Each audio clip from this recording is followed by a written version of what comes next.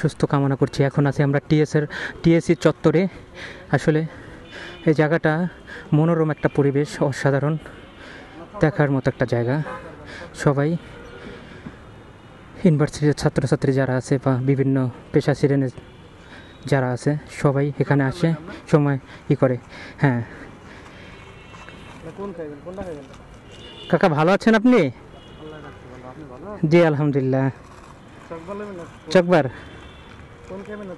না, ওইটা চকবারই নিতে পারো, সমস্যা নেই। কাকা প্রত্যেক দিন কত টাকা বিক্রি হয় আপনার? কাকা এটা বেশি আর ঠিক নাই, কোনোদিন 4000 হয়, কোনোদিন 3000 হয়, কোনোদিন 2000 হয়। আমি দিচ্ছি, রাখো। না না না, তুমি রাখো ভাইয়া।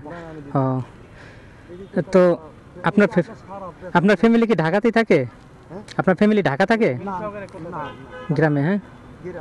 ও আপনার গ্রামের বাড়ি কোথায়? বরিশাল। ও আচ্ছা আচ্ছা, বরিশাল কোথায়? ও আচ্ছা আচ্ছা, বেশ ভালো।